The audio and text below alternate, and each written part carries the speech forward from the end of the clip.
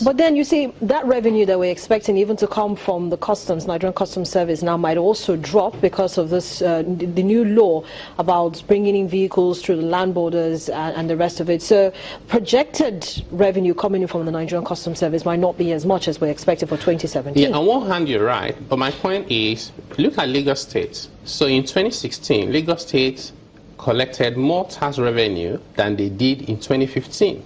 But Nigeria is in recession. A lot of people lost their employment and they are based in Lagos. So how come they collected more? It's a question of there's this large portion of people who are not paying taxes. Whatever little effort you make to increase that tax net increases your tax revenue. If Nigerian Customs today is generating less than $3 billion equivalent, that's ridiculous. South African Revenue Authority generates over $15 billion from import duties. My point is, even if you reduce the import duty rate, but you expand the tax base such that everybody who is importing to Nigeria is legitimately doing so and paying taxes to government, you would even overachieve the budget for 2017 from customs. So this now, like you actually pointed out, needs to have more collaboration between the Nigeria Customs Service, for instance, and the Federal Inland Revenue Service. What about the state revenue services as well? Because they also play a major part of all of this. Most of the states border some of the countries where these items are prohibited from coming in through. Yes, so we always have, this lack of collaboration between and among agencies, including state authorities, even local governments. But in this particular context, so many times states are not aware, or they're not, really, it's not in their DNA to know that this is one country. And really, there are no state Nigerians and federal Nigerians. They're just Nigerians. And we always have to work together. And by the way, most of this revenue, when they collect them at the center, they go into the federation account, and you share them to all the states, local government, and federal governments. So there's a reason, even economic reason, commercial reason, and common sense, that everybody has to work together, whether you're a state, whether you're federal, whether you're other agencies. Once you collaborate, you have data and you have intelligence, it's even more difficult to evade or avoid tax.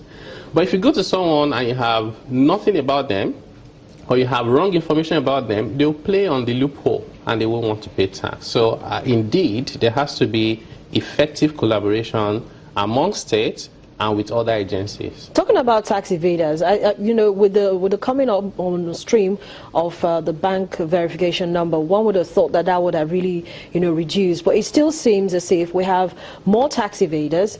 We still have goods that are not taxed enough, and so the government is still shortchanged, and you still have individuals going scot-free with government money.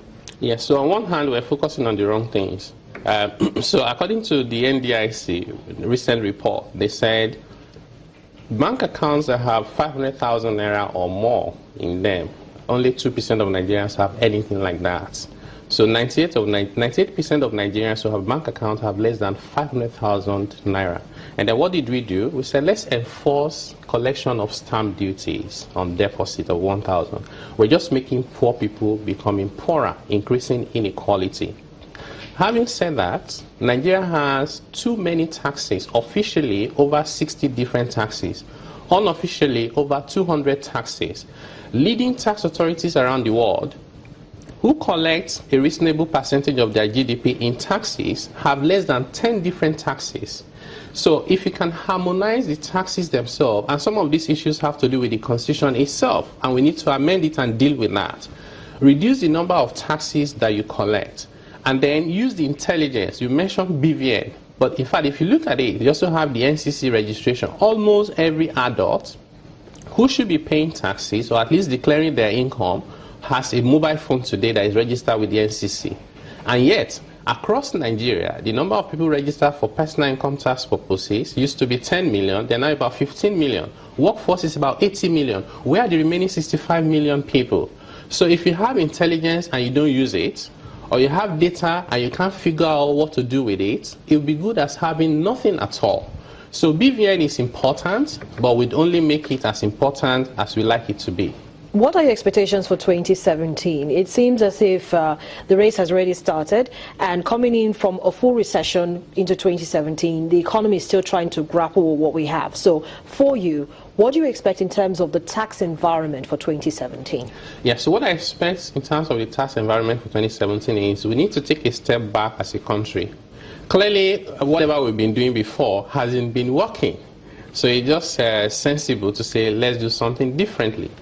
On the ease of paying taxes, we're one of the worst in the world. So we need to start by formulating robust policies.